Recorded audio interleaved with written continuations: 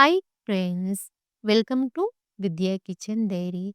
Friends, ఇవాల్టి వీడియోలో వినాయక చవితి స్పెషల్‌గా తాలికల పాయసాన్ని, అలాగే మోదకాలని ఎలా చేసుకోవాలో చూపించబోతున్నాను. పండగ రోజు ఎక్కువ కష్టపడకుండా చాలా ఈజీగా ఈ ప్రసాదాలు చేసుకోవచ్చండి. టేస్ట్ కూడా చాలా చాలా బాగుంటాయి. మరి కమ్మని ఈ తాలికల పాయసాన్ని, అలాగే మోదకాలని సింపుల్‌గా చేసుకునే ఒక ప్రాసెస్ ఏంటో చూద్దామా? ముందుగా మనం తాలికల పాయసాన్ని ఎలా చేసుకోవాలో చూద్దాం. వినాయకుడికి ఎంతో ప్రీతికరమైన తాలికల పాయసాన్ని కొబ్బరి పాలతో చాలా కమ్మగా మరింత రుచిగా ఎలా చేసుకోవాలో ఈరోజు వీడియోలో నేను మీకు చూపిస్తాను. ఈ కొలతల్లో ఈ ప్రాసెస్లో చేస్తే తాలికలు గట్టిగా రాకుండా చాలా సాఫ్ట్గా చాలా టేస్టీగా ఉంటాయి. ముందుగా మనం ఈ రెసిపీ కోసం కొబ్బరి పాలని రెడీ చేసుకోవాలి. కొబ్బరి పాల కోసం ఒక కొబ్బరికాయని ఇలా చిన్న చిన్న ముక్కలుగా కట్ చేసి తీసుకోవాలి. ఈ కొబ్బరి ముక్కలని మిక్సీ జార్లోకి తీసుకొని మెత్తగా గ్రైండ్ చేసి తీసుకోవాలి. ఇలా గ్రైండ్ చేసుకున్న తరువాత ఇందులోకి 1 కప్పు నీళ్ళని తీసుకొని మరొకసారి బాగా గ్రైండ్ చేసి తీసుకోవాలి. తరువాత ఇందులోకి మరొక 2 కప్పుల నీళ్ళని తీసుకొని బాగా కలుపుకోవాలి. తర్వాత బౌల్ పైన ఇలా స్ట్రెయినర్ని పెట్టుకొని పైనుండి ఇలా కాటన్ క్లాత్ని తీసుకోవాలి. తరువాత మనం గ్రైండ్ చేసుకున్న కొబ్బరి నుండి ఇలా కొబ్బరి పాలని ఫిల్టర్ చేసి తీసుకోవాలి. మనం చేసుకునే పాయసానికి 2.5 కప్పుల వరకు కొబ్బరి పాలు అవసరం పడతాయండి. ఇక్కడ నేను అరకప్పు పాలని ఎక్స్ట్రాగా తీసుకున్నాను. ఇలా రెడీ చేసుకున్న కొబ్బరి పాలని పక్కనుంచుకోవాలి. ఈ పాయసం కోసం 1/2 కప్పు సగ్గుబియ్యాన్ని శుభ్రంగా కడిగి 15-20 నిమిషాల పాటు నాననివ్వాలి. ఇప్పుడు స్టవ్ ఆన్ చేసుకుని ప్యాన్లోకి అరకప్పు కొబ్బరి పాలని తీసుకోవాలి. ఇందులోకి 1/2 కప్పు నీళ్లు, 2 టేబుల్ స్పూన్ల బెల్లం తురుము, చిటికెడంత ఉప్పుని తీసుకొని ఈ కొబ్బరి పాలని మరిగించుకోవాలి. ఇలా కొబ్బరి పాలతో తాలికలు చేసుకుంటే తాలికలు చాలా సాఫ్ట్గా చాలా టేస్టీగా ఉంటాయి. కొబ్బరి పాలు ఇలా మరుగుతున్నప్పుడు ఇందులోకి 3/4 కప్పు బియ్యం పిండిని తీసుకోవాలి. ఇక్కడ నేను పొడి బియ్యం పిండిని తీసుకుంటున్నానండి. ఇప్పుడు స్టవ్ ఆఫ్ చేసుకొని ఉండలు కట్టకుండా పిండిని ఇలా బాగా కలుపుకోవాలి. ఇలా కలుపుకున్న తర్వాత మూత పెట్టుకుని పిండిని కాసేపు చల్లారనివ్వాలి. పిండి చేతితో తాకగలిగేంత వేడిగా ఉన్నప్పుడు చేతిని నీళ్లతో తడిచేసుకొని ఇలా పిండి ముందలా కలుపుకోవాలి. చేతికి కొద్దిగా నెయ్యిని అప్లై చేసుకుని ఇలా బాగా ప్రెస్ చేసుకుంటూ 2-3 నిమిషాల పాటు పిండిని బాగా కలుపుకోవాలి. పిండిని ఇలా సాఫ్ట్గా కలుపుకోవాలి. పిండిని ఇలా సాఫ్ట్గా కలుపుకున్న తరువాత చేతికి కొద్దిగా నెయ్యిని అప్లై చేసుకొని కొద్దిగా పిండి ముద్దని తీసుకుంటూ ఇలా తాలికలని చేసుకోవాలి. తాలికలని మరీ మందంగా కాకుండా, మరీ పల్చగా కాకుండా ఇలా మీడియం థిక్నెస్తో చేసుకోవాలి. ఇలా తాలికలు చేసుకోవడం మీకు కష్టంగా అనిపిస్తే జంతికల గొట్టంలోకి లావు రంధ్రాలున్న బిళ్ళని తీసుకొని తాలికలని ఒత్తుకోవచ్చు. ఇలాగే పిండి మొత్తాన్ని తాలికల్లా చేసుకొని ప్లేట్లోకి తీసుకోవాలి. పిండి మొత్తాన్ని ఇలా తాలికల్లా చేసుకున్న తరువాత కొద్దిగా పిండి ముద్దని పక్కనుంచుకోవాలి. ఈ పిండి ముద్దని ఒక బౌల్లోకి తీసుకొని ఇందులోకి 1/4 కప్పు నీళ్ళని తీసుకొని పిండి చక్కగా నీళ్ళలో కలిసిపోయే విధంగా బాగా కలుపుకోవాలి. ఇలా బాగా కలిపాక ఈ బౌల్ని పక్కనుంచుకోవాలి. ఇప్పుడు స్టవ్ ఆన్ చేసుకుని బౌల్లోకి 1 కప్పు బెల్లం తురుముని తీసుకోవాలి. ఇందులోకి అరకప్పు నీళ్ళని తీసుకొని మీడియం ఫ్లేమ్లో బెల్లాన్ని కరిగించుకోవాలి. తీపి కాస్త తక్కువ కావాలి అనుకుంటే 3/4 కప్పు బెల్లాన్ని తీసుకోవచ్చు. ఇలా బెల్లం పూర్తిగా కరిగిపోయిన తరువాత స్టవ్ ఆఫ్ చేసుకుని ఈ బెల్లం నీళ్ళని పక్కనుంచుకోవాలి. ఇప్పుడు స్టవ్ పై మరొక ప్యాన్ని పెట్టుకొని ఇందులోకి 1 కప్పు నీళ్ళని తీసుకొని మరిగించుకోవాలి. నీళ్లు ఇలా మరుగుతున్నప్పుడు నానబెట్టుకున్న సగ్గుబియ్యాన్ని నీళ్లు లేకుండా వంపేసి తీసుకోవాలి.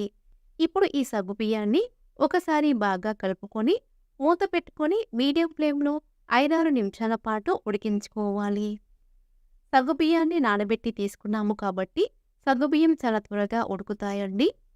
5 నిమిషాల తరువాత చూస్తే సగ్గుబియ్యం బాగా ఉడికి ఇలా పైకి తేలుతాయి. ఇప్పుడు ఇందులోకి బెల్లం నీళ్ళని ఫిల్టర్ చేసి తీసుకోవాలి. ఇలా బెల్లం నీళ్ళని యాడ్ చేసుకున్న తర్వాత ఇలా కలుపుకుంటూ లో టు మీడియం ఫ్లేమ్‌లో 2-3 నిమిషాల పాటు ఉడికించుకోవాలి. 2 నిమిషాల తర్వాత ఇందులోకి రెడీ చేసి పెట్టుకున్న తాలికలని యాడ్ చేసుకోవాలి. వెంటనే కలుపుకుంటే తాలికలు విరిగిపోయే ఛాన్స్ ఉంటుంది కాబట్టి వీటిని ఏమాత్రం కదిలించకుండా మూత పెట్టుకొని లో ఫ్లేమ్‌లో 5-6 నిమిషాల పాటు ఉడికించుకోవాలి. 5 నిమిషాల తర్వాత ఇలా అడుగు నుండి కలుపుకుంటే తాలికలు విరిగిపోకుండా ఉంటాయి. 5-6 నిమిషాల తర్వాత ఇలా స్పూన్‌తో కట్ చేసుకుంటే తాలికలు ఈజీగా బ్రేక్ అయ్యాయి అంటే తాలికలు చక్కగా ఉడికాయని అర్థం. ఇప్పుడు స్టవ్‌ని లో ఫ్లేమ్‌లో పెట్టుకొని బియ్యం పిండి మిశ్రమాన్ని మరొకసారి బాగా కలుపుకొని పాయసంలో యాడ్ చేసుకోవాలి.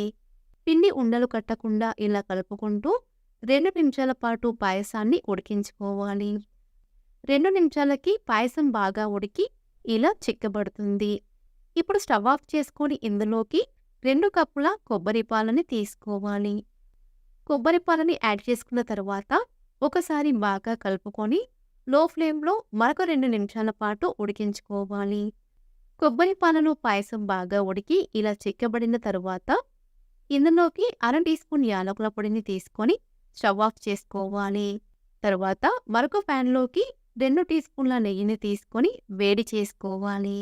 నెయ్యి వేడైన తరువాత ఇందులోకి 1 టేబుల్ స్పూన్ పచ్చి కొబ్బరి ముక్కలను తీసుకొని ఫ్రై చేసుకోవాలి. కొబ్బరి ముక్కలు కొద్దిగా వేగిన తరువాత ఇందులోకి 2 టేబుల్ స్పూన్ల డ్రై ఫ్రూట్స్‌ని తీసుకొని ఫ్రై చేసుకోవాలి. ఇలా బాగా ఫ్రై చేసుకొని స్టవ్ ఆఫ్ చేసుకొని ఈ డ్రై ఫ్రూట్స్‌ని పాయసంలోకి తీసుకోవాలి. అంతేనండి, బాగా కలిపి తీసుకుంటే ఎంతో టేస్టీగా ఉండి కొబ్బరి పాల తాలికల పాయసం రెడీ. ఈ పాయసం కొబ్బరి ఫ్లేవర్‌తో చాలా కమ్మగా, చాలా చాలా టేస్టీగా ఉంటుంది. ఈ పండగకి మీరు కూడా తాలికల పాయసాన్ని ఇలా ఒక్కసారి ట్రై చేసి మీకెలా కుదిరిందో మాకు కామెంట్ రూపంలో తెలియజేయండి.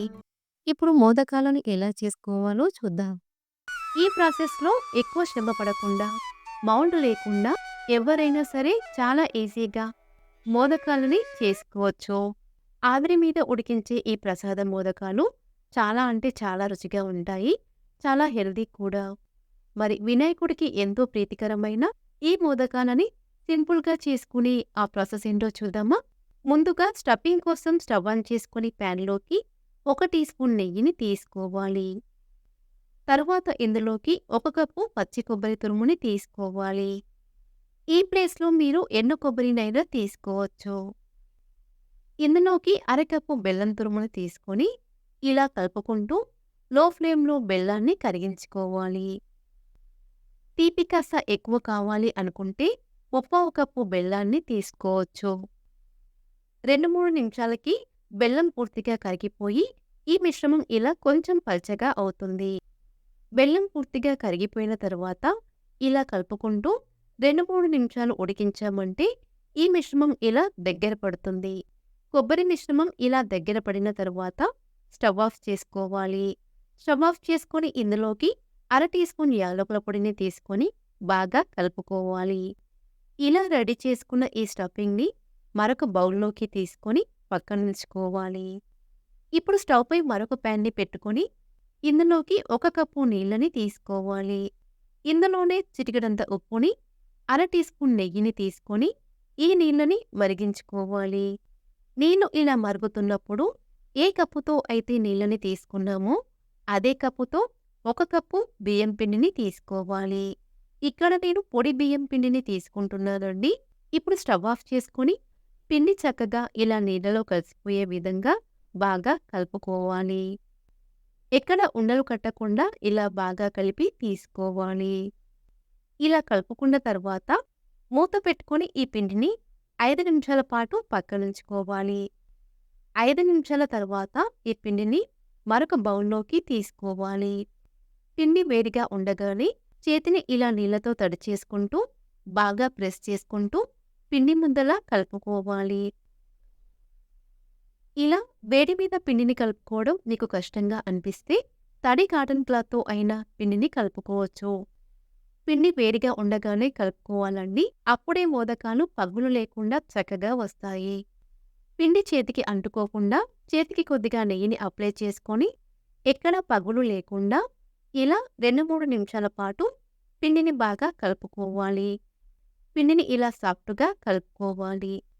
పిండిని ఇలా స్మూత్‌గా కలుపుకున్న తర్వాత చేతికి కొద్దిగా నెయ్యిని అప్లై చేసుకొని పెద్ద నిమ్మకాయ సైజంత పిండి ముద్దని తీసుకోవాలి.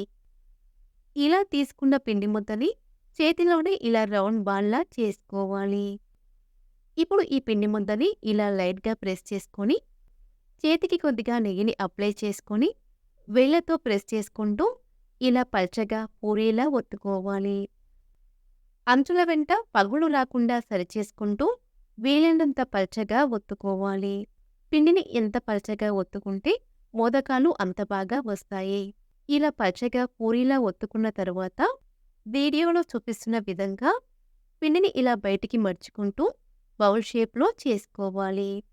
ఇలా బౌల్ షేప్‌లో చేసుకున్న తరువాత ముందుగా రెడీ చేసి పెట్టుకున్న స్టఫింగ్‌ని ఇలా రౌండ్‌గా చేసుకొని పిండి మధ్యలోకి తీసుకోవాలి. తర్వాత అంచులని ఇలా దగ్గరికి తీసుకుంటూ స్టఫింగ్‌ని లోపలికి ప్రెస్ చేసుకుంటూ ఎక్కడ గ్యాప్ అనేది కనిపించకుండా ఇలా జాగ్రత్తగా క్లోజ్ చేయాలి.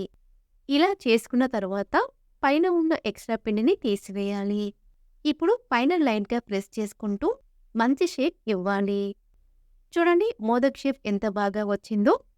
మోదకాలని ఇలా చేతితోనే చాలా సింపుల్‌గా చేసుకోవచ్చు. ఇలాగే పిండి మొత్తాన్ని మోదకాల్లా చేసుకొని ప్లేట్‌లోకి తీసుకోవాలి. నేను తీసుకున్న 1 కప్పు బియ్యం పిండికి నాకు 8 మోదకాలు వచ్చాయండి. ఇక్కడ నేను మోదకాలని ఉడికించడం కోసం ఇడ్లీ ప్లేట్‌ని తీసుకున్నానండి. ఇప్పుడు ఈ ఇడ్లీ ప్లేట్‌కి అన్ని వైపులా ఇలా నెయ్యిని అప్లై చేసుకోవాలి. ఇప్పుడు మనం రెడీ చేసి పెట్టుకున్న మోదకాలని ఇడ్లీ ప్లేట్‌లోకి తీసుకోవాలి. తరువాత ఇడ్లీ పాత్రలోకి 1-2 గ్లాసుల వాటర్‌ని తీసుకొని వాటర్‌ని మరిగించుకోవాలి. వాటర్ ఇలా మరుగుతున్నప్పుడు మోదకాలని ఇడ్లీ పాత్రలోకి తీసుకొని మూత పెట్టుకొని మీడియం టు హై ఫ్లేమ్‌లో 10-12 నిమిషాల పాటు ఆవిరి మీద ఉడికించుకోవాలి. 10 నిమిషాల తర్వాత చూస్తే మోదకాలు ఇలా చక్కగా రెడీ అయిపోతాయి.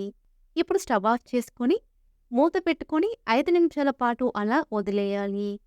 ఇలా చేయడం వలన ఆవిరికి మోదకాలు ఇంకాస్త ఉడికి చాలా టేస్టీగా ఉంటాయి.